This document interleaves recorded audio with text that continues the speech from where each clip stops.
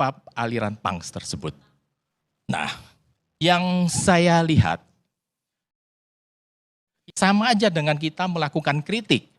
Kita ada batasnya tertentu. Kita tidak bisa seperti orang purba ya, bicarakan itu terlalu kasar. Saya mendengar daripada orang menengah ke bawah itu sudah mulai ngomong, lah itulah polisi kan nggak benar.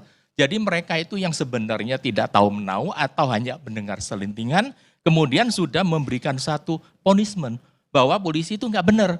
Nah itu yang keliru.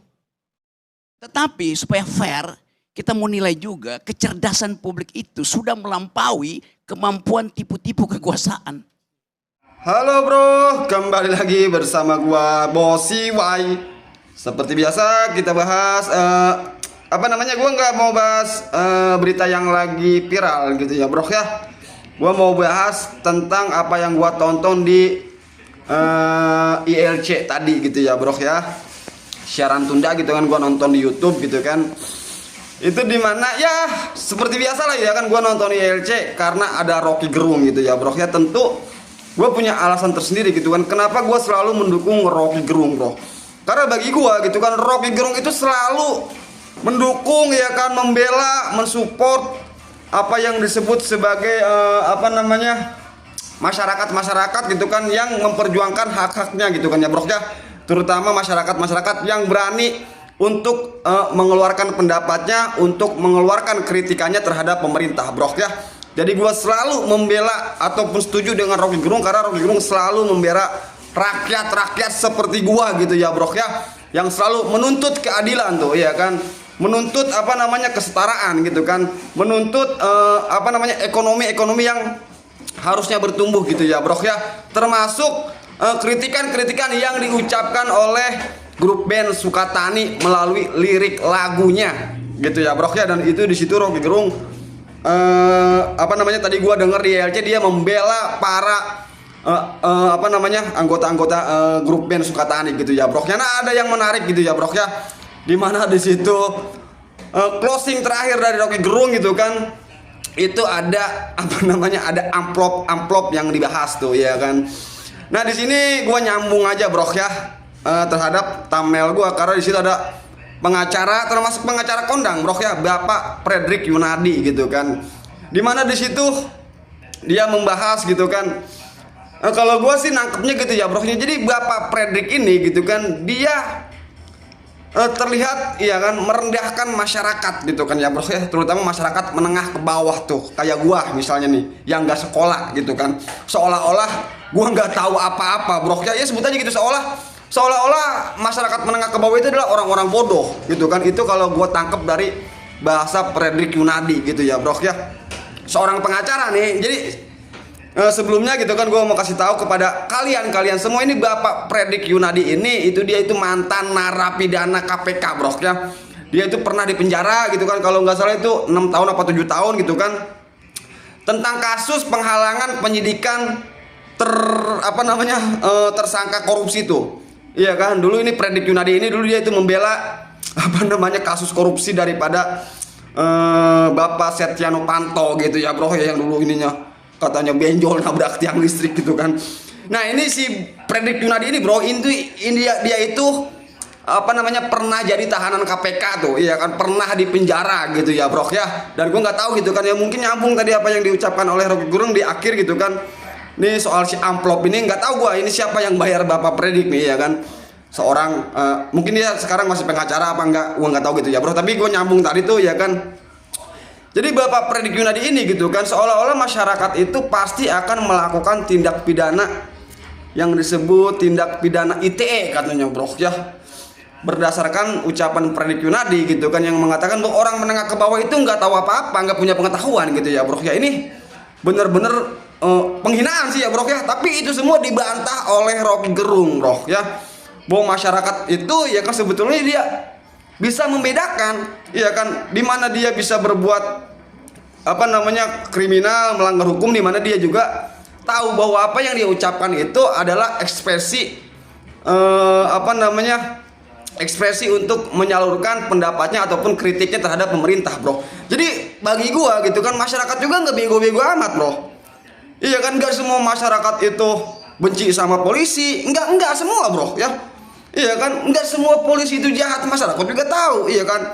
Almarhum Jenderal Hogeng tuh sampai sekarang dikenal sebagai polisi yang baik bro.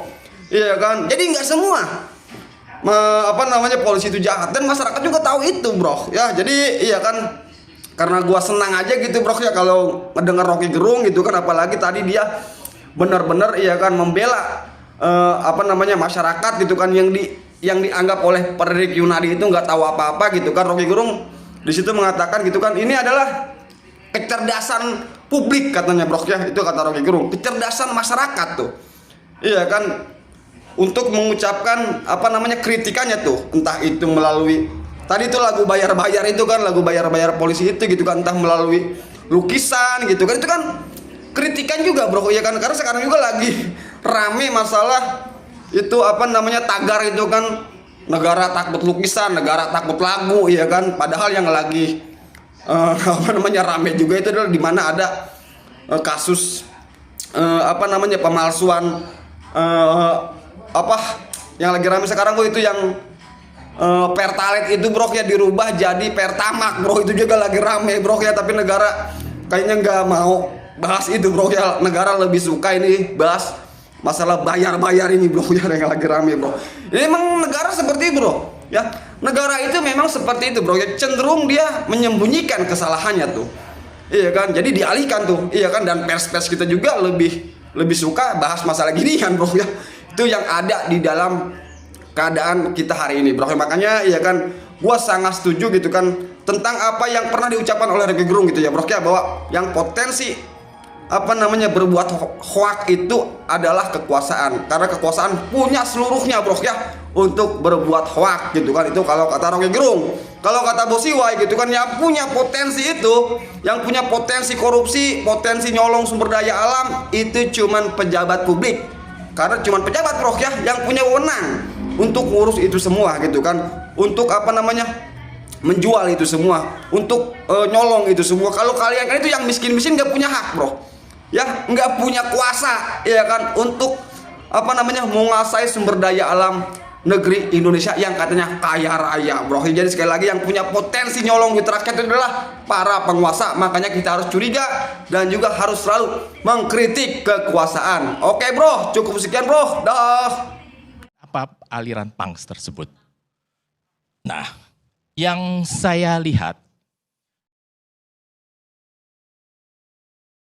tentang ITE itu sudah sangat jelas, kebebasan untuk berpendapat tidak bisa menyerang sara, suku, etis, kelompok atau golongan tertentu yang mengajak timbulan rasa kebencian, ketidaksenangan terhadap kelompok-kelompok tertentu. Kalau saya malah mengharapkan itu diproses secara hukum, karena hukum itu harus ditegakkan. Tidak bisa dalam hal ini, ini kita kan demokrasi boleh sembarangan, nggak bisa. Sama aja dengan kita melakukan kritik. Kita ada batasnya tertentu, kita tidak bisa seperti orang purba ya, bicarakan itu terlalu kasar. Kita harus membatasin, karena apa? Pengaruh medsos itu sangat besar sekali. Sehingga ini secara tidak langsung saya mendengar daripada orang menengah ke bawah itu sudah mulai ngomong, itulah polisi kan nggak benar. Jadi mereka itu yang sebenarnya tidak tahu menahu atau hanya mendengar selintingan, kemudian sudah memberikan satu punishment bahwa polisi itu nggak benar. Nah itu yang keliru.